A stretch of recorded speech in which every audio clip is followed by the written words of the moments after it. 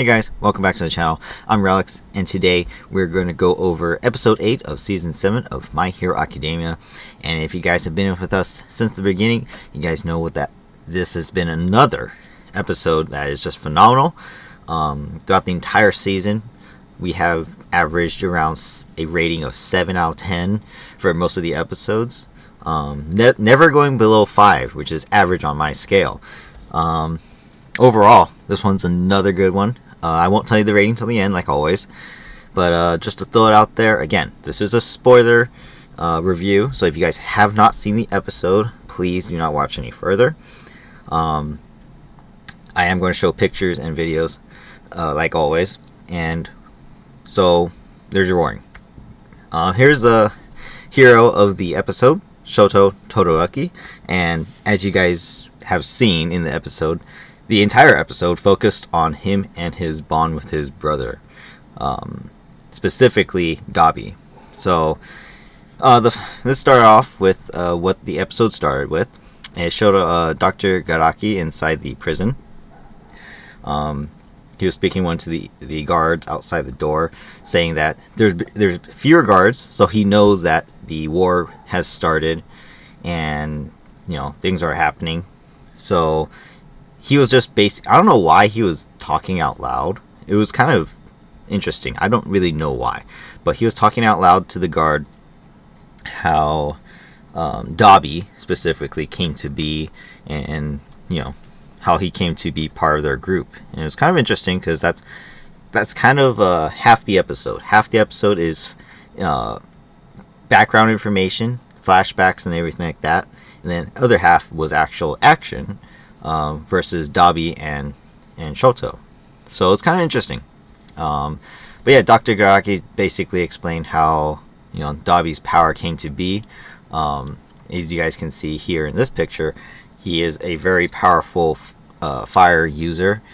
So powerful that his own flames burn his body. We saw that in the past season where he first revealed himself to be Toya, Todoroki.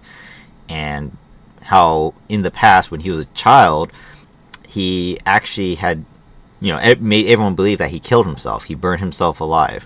And we also get to see the result of that in this episode. So, after the opening credits, the episode comes back and basically gives us a flashback of Toya, Todoroki, in the forest where his dad was supposed to meet him, Endeavor. And basically, he didn't show up. Endeavor had more, better things to do than pay attention to his son, who was basically a failure in his eyes. And so he didn't show up to the mountain peak where he wanted to show his dad that he's strong. And because of that, he ended up having issues, and he cried himself out. His flames came out, burned himself and the forest around him. You guys can see he was burning incredibly hot, and there's nothing he can do. He even was screaming out loud that he didn't want to die. He made his way into the river, or the little creek next to him, and was able to get himself in there and put his flames out. However, the end result, as we can see from this picture, was quite gruesome. He had basically burned his entire skin off. All his hair unrecognizable. He is on the brink of death, and that's the extent of his memory from that time.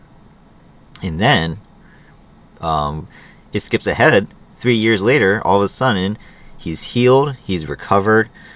He has been asleep, according to them, for 3 years. 3-year gap from when he was a kid to now. And he doesn't know where he is. He doesn't know what happened. He just knows that he burnt to a crisp, and he doesn't know what he's doing now. So he moves on, and he meets this class of people, and this is quite interesting because these guys all look like kids, to be honest. I don't know exactly what Toya's age is here. However, we can see he's clearly like a almost a teenager, perhaps, or maybe teenager. But this class of kids or people don't really know exactly what their role is in this episode exactly. We don't really get to know who they are or what they're doing there or how they came to be. We just know that they're there and they're a class of people. And they are all led by this guy, Mr. Sunny. Again, just like most characters, these guys pop up, get some voice roles, and they get recognition. But then they kind of just get sidetracked. We don't really see much of them. Mr. Sunny included. He's taking care of all these kids. And who is also taking care of them? All for One. We get to see here that All for One is actually the one who saved Dabi. It was All for One who actually showed up on that mountain peak and brought him back to, I guess, a lab to be repaired and healed. Dr. Garaki was actually the one who saved Dabi. He was the one who, prevented him from dying, as we can see from flashbacks from Dr. Garaki's perspective, that he was actually the one who saved him and gave him recovery as a kid. However, Dabi did not, cooperate. He didn't want to learn, how to use his powers from anyone, especially not All for One. Like, that didn't matter. He only wanted to learn from his dad and impress his dad, make him show to Endeavor that he is powerful, he is strong, he can do what his dad asks him to, and be a good boy. And that's unfortunate because as a kid's mindset, that's kind of your goal in life, right? To impress your parents and live up to their expectations. Unfortunately, that's not the case for him. And because he didn't want to learn from anyone else, he decided to leave All for One and the class behind, and he killed, at least I believe he killed Mr. Sunny. He burned him alive. Just like the entire place, we see it from another scene just a little bit later, that he is running away from it, and the whole place is set ablaze. So I'm only assuming he killed Mr. Sunny and all of those kids, and that's very unfortunate for them.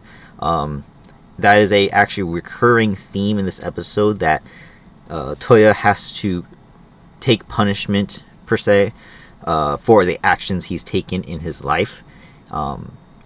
Yes, his flames are a little bit unstable and uncontrollable, but it is still up to him to choose whether or not he wants to be a good person or not.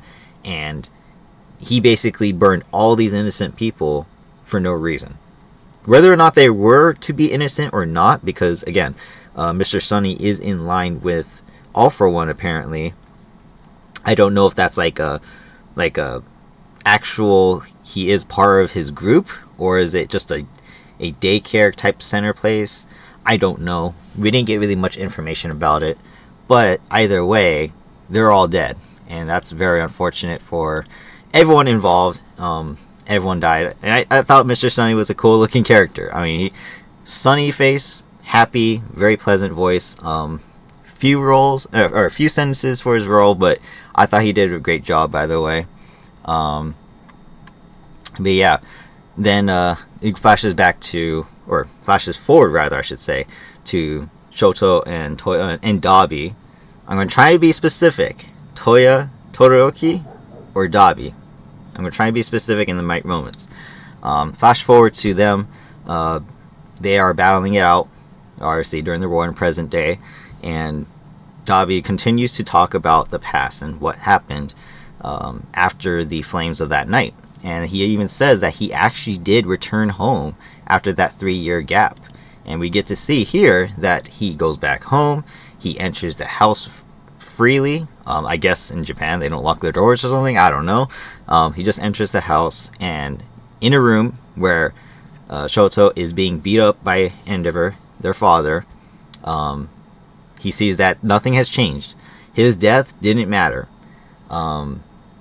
Basically, Endeavor's trying to train Shoto to be the exact same thing that he was, or he wanted him to be, and that nothing in the Todoroki family lifestyle has changed. And after seeing that, Toya believed that, there's nothing left for him there, and so he's gonna leave for sure. And basically do what he can to basically impress his father one final time, make him believe that, hey, he is as strong as he was made out to be. You know, he's not pathetic and just died, you know, as a kid. He says that he will go out there, he will learn to use his powers and basically prove to not just himself but to Endeavor that he can be a powerful person. And we also see, I also didn't notice it in the ending credits of the season, that Toya is also praying at the shrine for his own self, and that is kind of interesting to see that he's basically putting that side of him to rest and becoming Dabi. And I thought that was an interesting touch for the episode. Then we also get to see, flashes forward again, that he is going to unveil his true power, the true power that he needed to harness, to grow, and to basically, you could say like, you know, build up to show that Endeavor, hey, I am a powerful person, and you totally forgot about me, you know, and I'm going to show you what happens when you forget about me. So he is burning so hot. I showed you guys in the last episode review that he was burning the city down, or at least that area. And so he is burning so hot that his flames are literally burning his skin off again. And then he's becoming this monster-like, you know, person again in the middle picture. Very scary looking, very burnt up, as we can see. In this sense, if you're watching the episode, you can realize the same exact thing that we see later on. There is no going back for him. This is it. This is the battle that he wanted to do, and this is how he wants to finish. And so he was hoping that Endeavor was the guy who would show up in this battle. However, he got Shoto instead. And so he is burning so hot, heck, he is melting the All Might statue that he was standing on. And obviously, I don't know if that was metal or steel or whatever. It's melting completely, and that's basically how hot it is. As I showed in the last review, and as we saw, we don't see that many heroes. He claims that the high-end Nomu, as much as his Heat 2, had taken care of the other heroes. So we don't really know exactly what's happening in this area, or this battlefield, I should say. So we don't know what's happening, except for the fact that they're having a standoff, and Dabi's Heat is basically burning everything around them. So Endeavor's sidekicks, Burnin, Kido, and Onima, along with Shoto, Todoroki, they're the only ones there standing that are able to handle the flames, and they're the ones who have to stop Dabi from burning everything else down. So he continues to talk and say, like, you know, he's been watching Shoto, and, you know, he wants to show the world that, you know, he is Endeavor's son, that he made a mistake and all that stuff.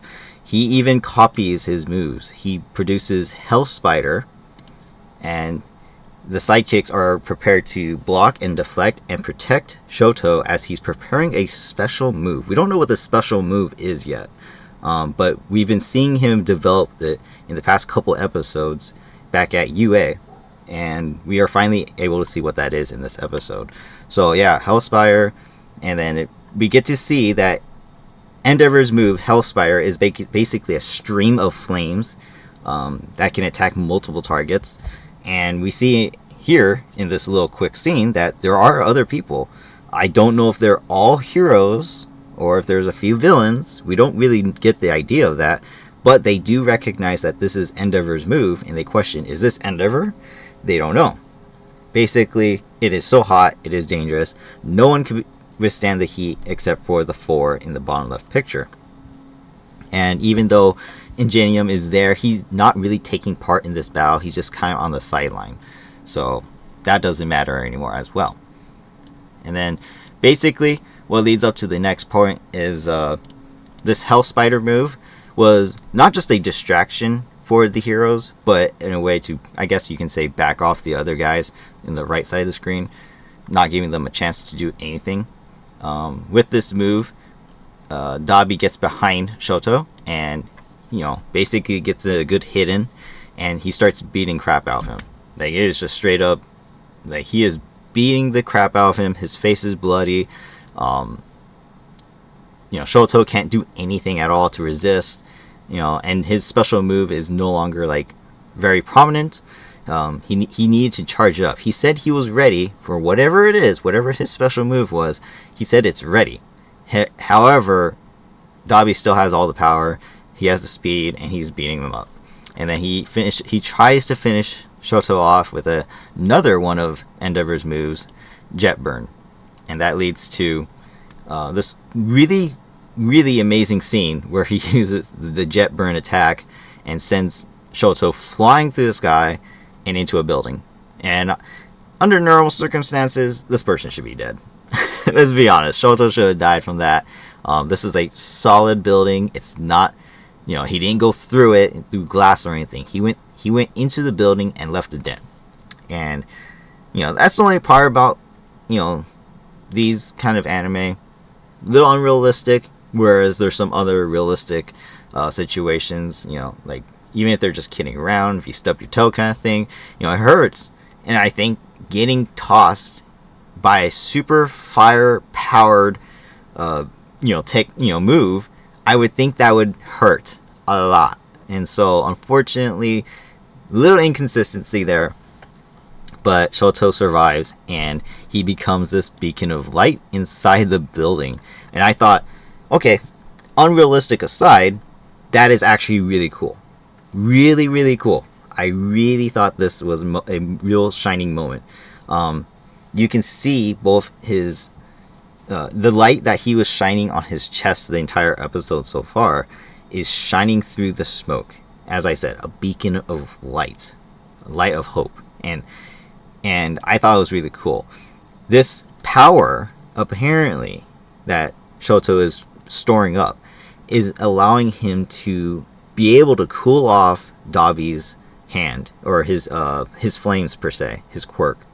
And Dabi's hand, you can see here with the fist that he punched Shoto with, is losing its flame. It's cooling off. There's steam coming from his hands, and he's losing his heat. And this really reveals Shoto's secret move, which is something that he has been developing for the past few episodes, ever since the two met as brothers in season 6. He's been trying to develop this move so that he can take down his own brother. And then it leads to this flashback of basically getting ready for the plan to take on the villains. And obviously at this point we can see and hear that Endeavor is in charge of taking All For One, because he is the strongest. He is the number one hero. He is the strongest one amongst all the heroes in Japan at this time, and therefore Endeavor needs to be the one who needs to fight All For One. Makes sense. And that leaves Dabi to someone else. Who can take on Dabi? The only one who can really take him on is basically someone who can stand the heat and cool him off. That being Shoto. And so it is his duty to, take on his brother and make sure that he keeps him at bay. And Endeavor says that it's not Shoto's job to do that. It's his. As the father, he should be the one to, it is his duty to take care of his son, fix the mistakes he's made. But Shoto says, no, it is not yours. It is ours as a family. And that is something that has been a recurring thing to mention to his father, Endeavor, that it is not about you. You made it all about yourself for the past so many years, ever since Shoto was born. It is now time for him to let go of the past and look for the future and be as a family. Work together as a family, as father and son versus Toya, or Dabi versus Dabi. And so I thought that was a really special moment. That leads to, obviously, how is Shoto going to take care of Dabi? Well, we'll see. And then, of course, we get a little bit of fan service here for some of the girls out there. You get to see Lita's butt. I blurred it out just a little bit because it is fully there, and it was pretty hilarious. I was like, wow, they didn't see that coming. But in any case, we get to see Shoto show off to Midoriya his power, this thing that he's been developing for the past few episodes, and basically it's a power that is, in his words, brought down to from his father. It is Flashfire, but Flashfire in his own way. If you guys know what Flashfire is, they explained in the episode as well. It's Endeavor's ultimate move, and it basically can condense the energy that he uses in his quirk and makes it a big firepower. So just like Hell Spider, Jet Burn, that as Dabi demonstrated in the episode so far, those are all Flashfire moves, and this is what Shoto's been working on.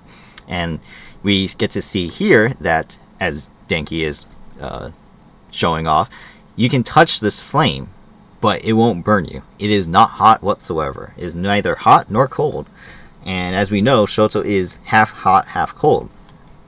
And so this brought up a very, very, very special moment. And I was like very touched by it, because ever since I watched the anime from season 1 all the way to now, I always thought of Todoroki as one of those characters that is just, his character arc is just amazing. Just like Bakugo for turning from a bully to working together with everybody and, putting friendship at the forefront.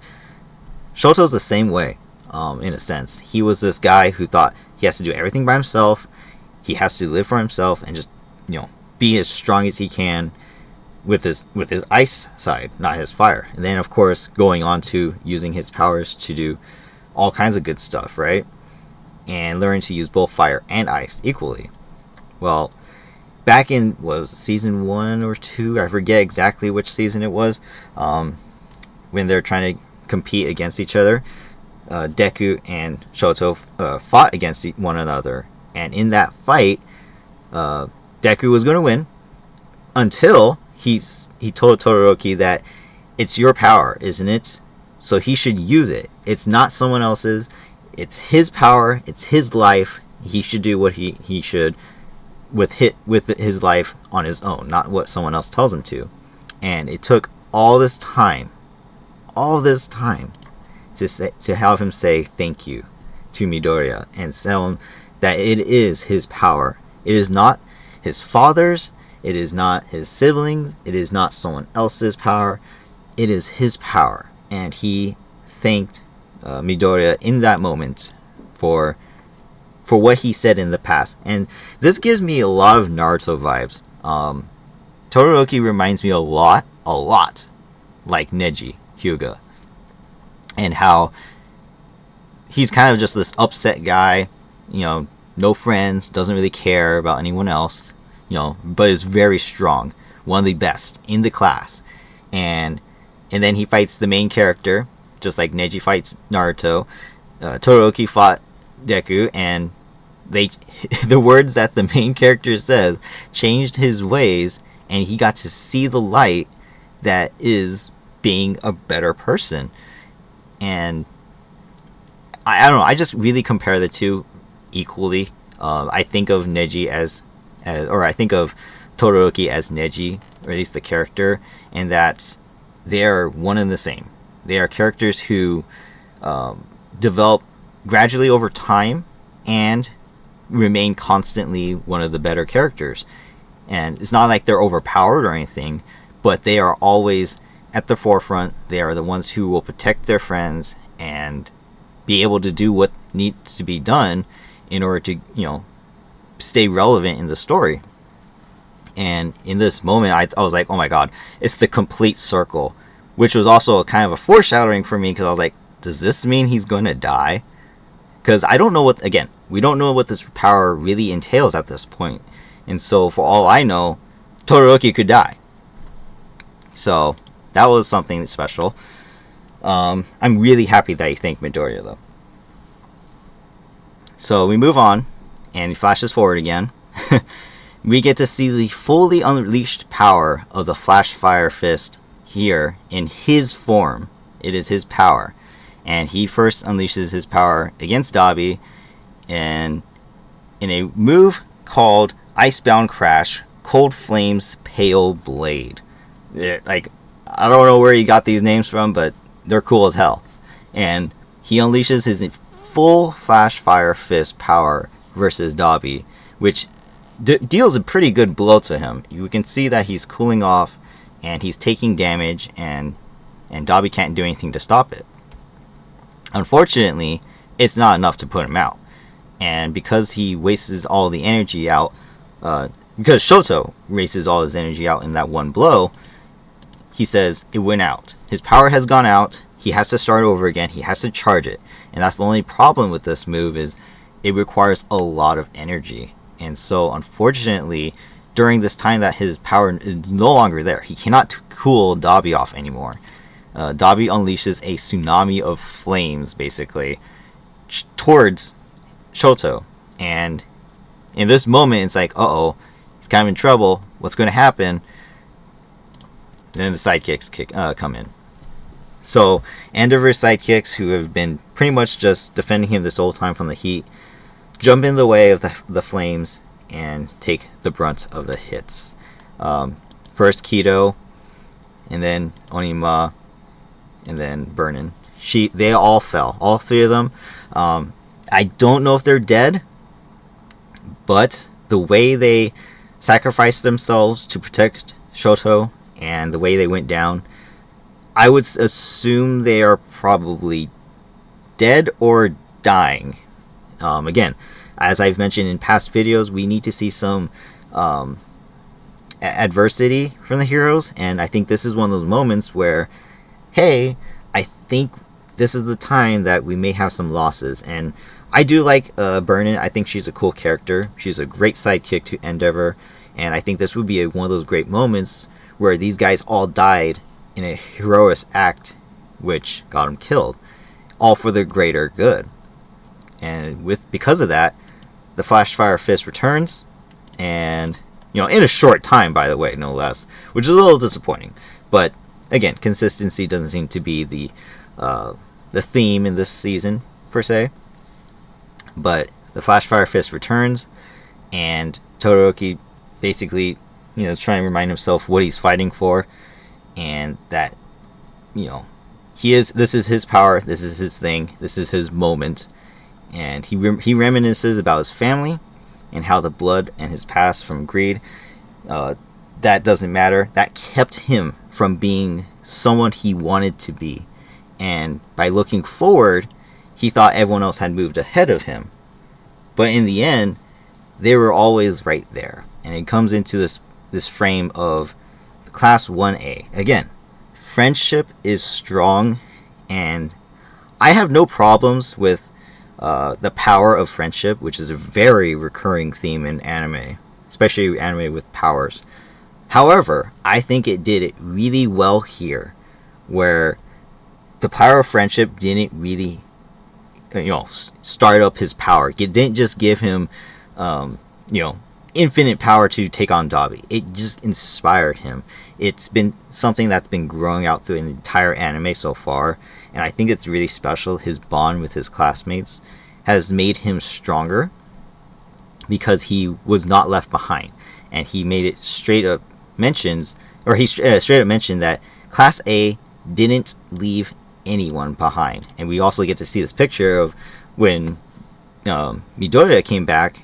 They all stick together. No one ever left anyone else behind, in which I think that is very special. Again, this is also one reason why I kind of don't think anyone from Class A is going to die during this arc. However, I do want to see something happen to some of them, and I think this is one of those moments where I'm like, oh my god, he's dead. He's dead. Shoto's dead. There's just no getting past it. This is going to be a 1-for-1 villain and hero kind of fight to the death. And I was like, oh my god, this is how he's going to repay all of his friends for getting him to be where he is now. Someone that he is proud of, someone he thinks is a hero. And they made him feel safe. They made him feel relevant and loved as a friend and as a classmate. And so it just kept building and building. I'm like, oh my god, he's gonna die, he's gonna die, he's gonna die. And then he even reminisces about the training that they got from Mountain Lady, saying that ultimate moves are what define you as a hero. And she basically said, let people know what you can do through your moves, not what you say, not what services you provide, but what do your moves say about you, and how does that define you as a person? And I think that's very special. First of all, I thought that was amazing that we got to see Mountain Lady again, because so far we haven't seen her at all, but she apparently is there in the arc, in the war arc. She is there somewhere. I don't know exactly where, but she apparently is. And I'm so happy that we got a mention to her, because that is a significant statement that I think it applies to every single hero. And I think that is a well put statement from someone who is actually relatively new to the hero scene as far as actual pro hero duties. When the anime first started, we get to see her and her team, and she is one of the newer pro heroes because she is younger. Whereas later on, we get to see her call Midnight old, even though technically Midnight was like, what, in her 30s? So hero work obviously is for the younger people, like mid-20s, lower to mid-20s. But it is significant that someone like her is telling these guys, hey, I'm mentoring you. This is what you need to do to look like a hero. And I think that's very special. So Shoto attacks. First picture on the top, he's charging up. The flames are still coming from Dabi. An endless amount of flames. Again, Dabi's constantly burning the city down at a constant rate. It is never ending. And then the fire engulfs him, and then he makes his move.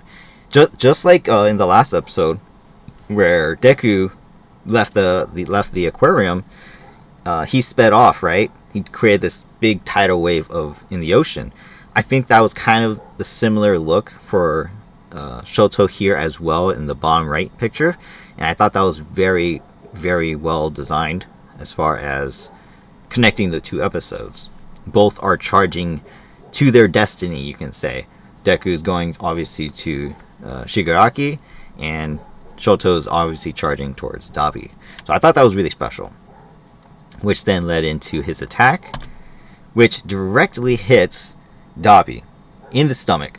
I am assuming it's the stomach, and completely dousing his flames entirely. We can see from the clouds, the steam clouds, that he is dousing his entire body with his ultimate move, which basically, again, like I said, it cools off all of his flames. Somehow this power has the ability to do that. Even though he is half cold, half hot, Shoto has been working in a way to utilize both of his powers together and make one ultimate move. And we even get to see this here. Bottom left is Shoto Todoroki. Top right is Toya Todoroki. In this moment, it wasn't Dabi that was being hit, and I thought this was very significant. This was very special. We can see that Dabi's the one being hit on the outside, of course, but the inside, it's a brother versus brother moment, and a very specific battle that decides the future of their family. And I was very happy to see that it was Toya, not Dabi, that was being hit. It's basically probably showing off that, hey, I'm trying to defeat not Dabi, the villain, but the brother who doesn't believe he is worthy and wants to just burn and kill everybody, innocent people, the heroes, their family. That it doesn't matter, that wherever the past is, it's in the past. All that matters is in the future. And so I thought that was a really special moment right there. So he finishes off Shoto finishes off his move, and it is called Flashfire Fist Great Glacier Aegir. and the end result is basically he douses Dabi's flames and leaves a huge area effect of ice, freezing the entire area and putting out the entire city that was on fire. We could clearly see in the background no flames, no smoke. It is all gone. It is completely cooled off, and that is the ultimate Flashfire move from Shoto Todoroki. And the ending scene to end the episode was just, to me at least, absolute perfection. You need to turn up your volume just a little bit in order to hear the exact sound effects, but I try to turn it up for myself a little bit, so let's take a watch/listen.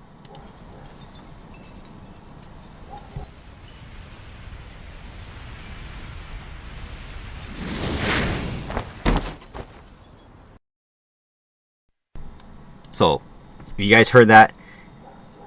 As soon as the move finished and everything was revealed in ice, the music cut out, no music, and the only thing you could hear was the ice from the ultimate move, and obviously the flames on both of their bodies being doused, they're gone, and Dabi falling over on top of Shoto's shoulder.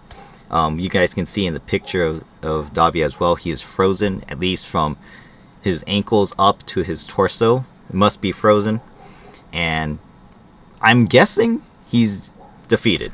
I'm not going to say he's dead, because he was still moving, right? A little bit. He was shaking.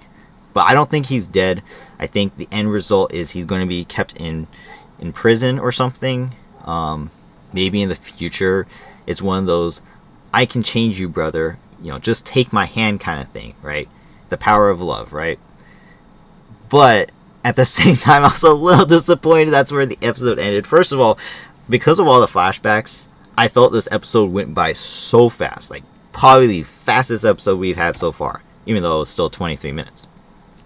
But it was just a little disappointing because I was like, no, are they dead? Is one dead? Are both dead? I don't know. What move is this? Like, what is this? I thought it was absolutely beautiful how Shoto finished off Dabi and defeated him. But is this the end? Because I was thinking myself this whole time that Shoto was going to sacrifice himself. I mean, we already established that here Dabi was going to sacrifice himself. He's unleashing all of his power. His skin is burning, and there's no going back. He is going to die after this move. Because his flames are basically killing himself. So I'm thinking to myself that the only way to counter that is one life or another, right? So Shoto has to do the same. Maybe not. I guess not, because he was still standing and was able to carry Dabi on his shoulder. The episode cut off right there, so I'm a little disappointed in that. However, absolutely beautiful animations. Oh, by the way, forgot to mention this entire time that the music playing throughout this entire episode, absolute perfection. There's nothing super flashy. There's like no action music or anything like that. It was just really calm, reminiscent type music, sad even. I was actually very appreciative of that. Very, very special bonding episode for sure, and it actually made me cry. I thought it was so beautiful at the end that it made me cry. And then, of course, you go to the ending credits right after that. And by the way, the ending credits are very good. I never really talked about it, but the music just really ties into what's happening throughout this entire season. And to end this episode with how that ended, and then go to the ending credits, I thought that was perfect. I thought it was absolutely amazing. And again, like I said, I was crying up because it's just absolutely amazing. It was very emotional and well designed. I thought couldn't have done that better. I just wish we got to see if they were dead or not. But we'll see. And then same thing for Endeavor's sidekicks. Are they all dead? Did they die? Because technically speaking, they were right in front of Shoto when the flames hit them, right? They were protecting him from the flames. So in that, what was the last move, right? Right here, right? In this moment, they're no longer there. They're no longer right in front of him. So does that mean they got burnt up and died? Obviously just the animation issue. I just want to know if they're dead or not. Same thing for when we got in the last season when Midnight was all beat up. Did she really die right there and then? We don't really know. There is no official confirmation that she died right there and then. Obviously, all the rumors, people like to come up with the stories that she didn't die from after the communication with Crazy, but she did die to the villains after the fact. But we do learn that she did die, right? So is this going to be like the same situation where we later, after all this is said and done, after all the other battle locations are done, we find out that Ender's sidekicks are all dead? I don't know. I hope that's not the case, because they are cool characters. But at the same time, like I said in the past, we do need to see some losses, and this is one of those moments where it would be a very special sacrifice. The whole Team Endeavor dies, including, in the way, I kind of wish that Shoto did die in this moment, a 1-for-1 sacrifice for him. But hey, you know what? I don't mind if he's alive. This was a very good episode. I loved every little bit of it, and I can't wait to see more. Obviously, I'm actually happy this episode exists because, like I said in the past couple episodes, I didn't want the anime to show different battlefields all at the same time. I want them to focus on 1 or 2 at a time and not show everything. Because as we saw, like I said, there's 8 fields. 6 were in action, obviously 2 not being. However, I don't want to be focusing on multiple things at once, right? So while we got most of our action from Deku and Uraraka's locations, we also got to see this one at the end of the last episode, and it kind of swayed into it perfectly, and the entire episode focused only on Shoto and Dabi. Perfect. Didn't show anywhere else, only flashbacks, and I thought that was absolutely amazing. Great decision to do that. Great directing. Overall, a wonderful episode. This is definitely one of my more, I would say, my more favorite episodes, just because of the emotions that were in there. Not so much as like the flashiest or the most action, or like, it wasn't even like the best episode, but it was probably my favorite episode as far as enjoying the watch. Don't know how to explain it really, to be honest, but as far as a rating though, I would definitely give this episode like a solid 8 out of 10. Again, consistency issues, questionable things that we don't know things about, whether or not people are alive or dead, things like that. Little tidbits, knickknacks here that I have to dock points for, but a solid episode nonetheless. It was great. It was, from start to finish, it was amazing to watch, and I enjoyed every little bit of it, and I can't wait for next week. I hate having to wait week by week. I'm just not used to it, but yeah, this is one of my favorite animes of all time now, and I'm always excited to watch. I'm always eager to know what's going to happen next. And again, like I've said, I don't look ahead in the manga. I don't look at spoilers or anything like that. I want to watch and have my raw emotions here for you guys and tell you guys my opinions and thoughts on the episodes. And of course, as we go along, I will eventually give my season review as well. I know I didn't do these things for the past 6 seasons, obviously because I was trying to play catch up. Actually, I hadn't watched seasons 1 through 5 until I heard that season 6 was coming out. Caught up on seasons 1 through 5. I binge watched, and then I watched season 6 with my brother, and then I was like, I want to do a review for season 6. I didn't end up doing it because we were watching it together, and again, the season had come out already, and so I didn't really want to make separate episode reviews, and I didn't do a season review. But for this one, for sure, I'm enjoying every little bit of season 7, and I hope you guys are too. And I hope you guys are, are you guys thinking the same things that I'm thinking about these episodes? Do you guys agree, disagree with what I'm saying? I am just curious to know where this is all going, how this is all going to turn out. I don't know what I'm thinking. I just love every little bit of it, and I can't wait to find out what happens again next week and the weeks after. I don't know how many episodes there are, but based on the past, seasons we've watched, I'm expecting a lot of good stuff to come still. But yeah, that's it for now. Hope you guys enjoyed this review. Let me know in the comment section, anything you guys want to talk about, anything you guys thought about during the episode, and subscribe to the channel if you haven't already, and hit the like button on the video. Overall, that's my opinions, my thoughts. Again, hero of the episode is without a doubt Shoto Todoroki. He was like one of the only heroes in the episode, but he's the only one who actually did something. No offense to the sidekicks, of course, Burn, Kido, and Onima. They definitely did a great job protecting Shoto. But as we saw, Shoto was the one who took care of Dabi. Therefore, he gets the praise. So, Team Endeavor. That's all we really need to see, right? So, that's it for now. Hope you guys enjoyed this. And stay tuned for next week. Again, I'll keep putting out these reviews for you guys because I just love it. I just want to talk about it and give you guys my thoughts and opinions. So thank you guys for watching. Hope you guys have a great day, great week, and I will see you guys in the next one. Bye-bye.